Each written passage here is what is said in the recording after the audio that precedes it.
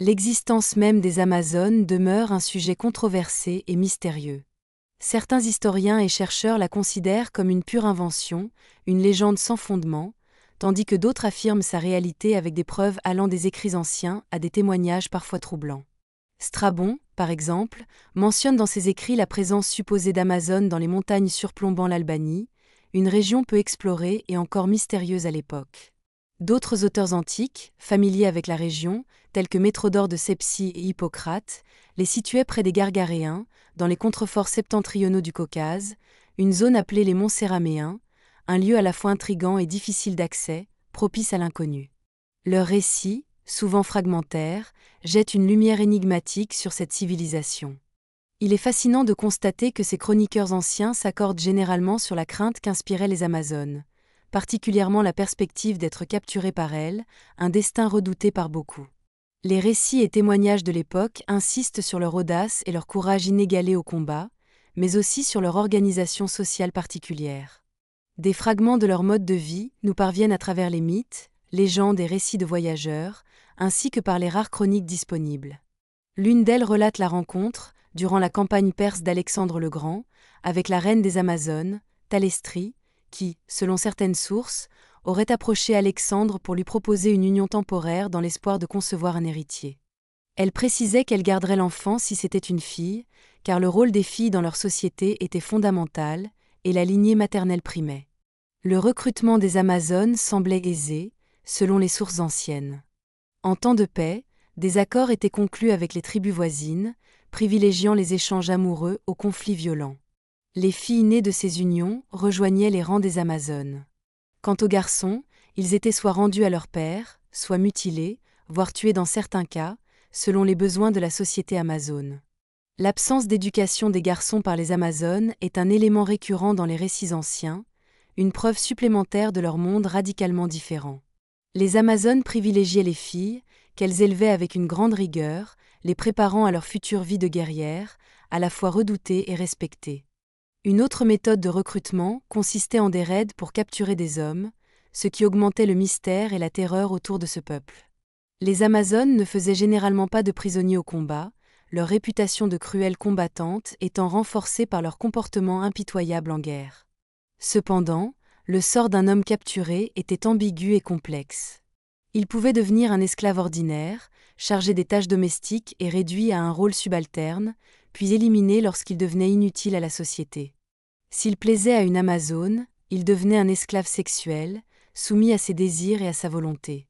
Son sort, bien qu'en apparence enviable, était en réalité périlleux. L'insatisfaction de l'Amazone pouvait entraîner des châtiments violents, voire l'exécution de l'homme. Un retour au rang d'esclave ordinaire était peu probable. Une Amazone offensée ne pardonnait guère l'humiliation, et les punitions étaient souvent cruelles et définitives.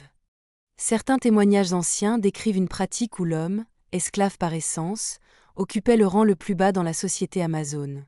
Les hommes s'occupaient des tâches domestiques, tandis que les femmes combattaient avec acharnement et gouvernaient la société. Lors des rapports sexuels, l'Amazone prenait toujours le dessus, l'homme n'ayant aucun contrôle ni pouvoir dans l'acte. L'insatisfaction de l'Amazone, qui pouvait survenir à tout moment, se soldait souvent par la mort de l'esclave, un sort tragique et rapide.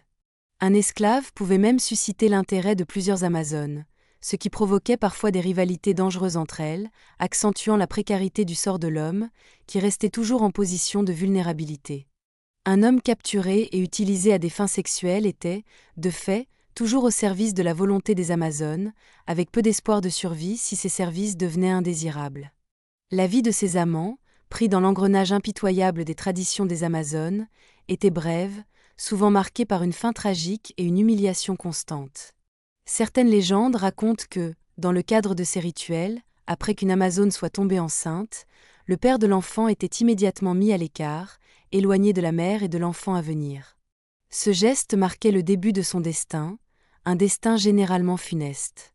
Dans de rares cas, lorsque la naissance d'une fille avait eu lieu, l'homme pouvait demeurer une saison supplémentaire auprès des Amazones, mais ces moments étaient exceptionnels et ne faisaient que renforcer la dureté de la règle générale. Le plus souvent, une fois l'enfant né, le père était castré et réduit à un esclavage total, retournant au rang d'un simple homme de ménage, dont l'existence était désormais soumise aux lois cruelles de la société amazone. Si l'enfant né était un garçon, les souffrances infligées au père étaient infiniment plus terribles. Une torture particulièrement cruelle touchait ses parties génitales, un châtiment destiné à effacer toute trace de virilité et à marquer son incapacité à être un vrai mâle dans cette société.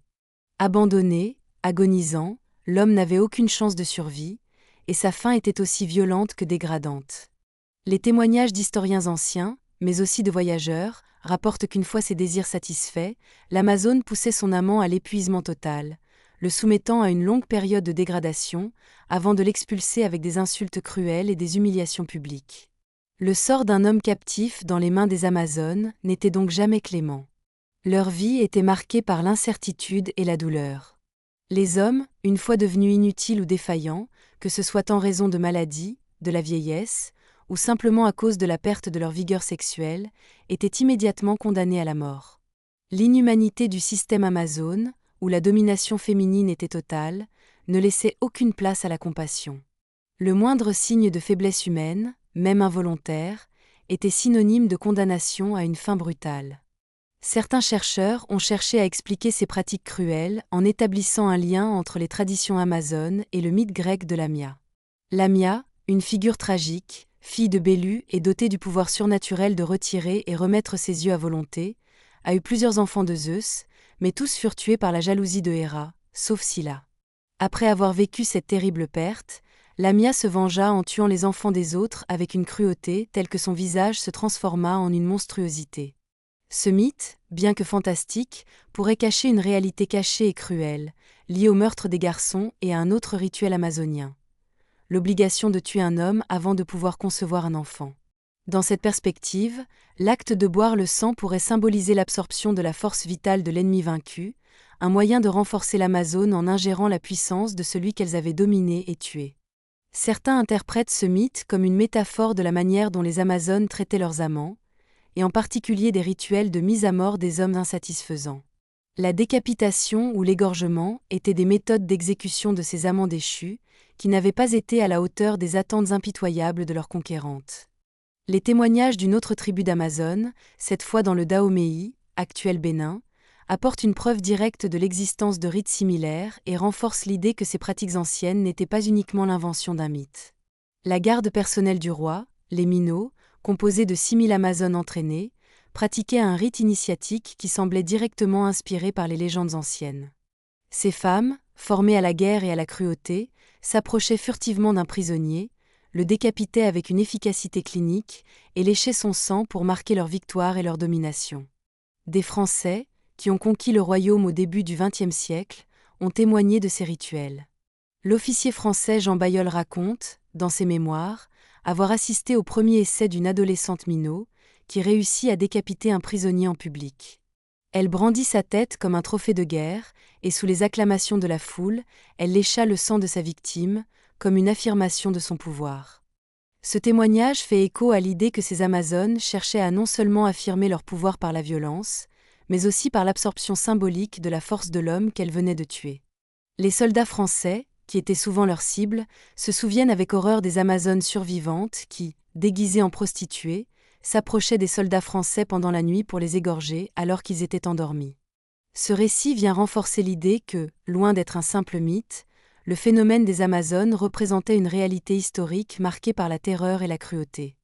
Le mythe de Lamia, loin d'être une simple invention grecque, pourrait bien avoir des racines plus profondes, liées à des pratiques réelles, transgressant les limites de la réalité et de la fiction. Quant au sort des hommes tombés entre les mains des Amazones, il ne pouvait qu'être tragique et inévitable. Ces hommes, réduits à l'état d'esclaves ou d'amants déchus, ont été condamnés à une mort lente ou brutale, sans espoir d'échapper à l'emprise des Amazones. Leur existence, marquée par la terreur, la soumission et la violence, reste une des facettes les plus sombres et les plus mystérieuses de l'histoire antique.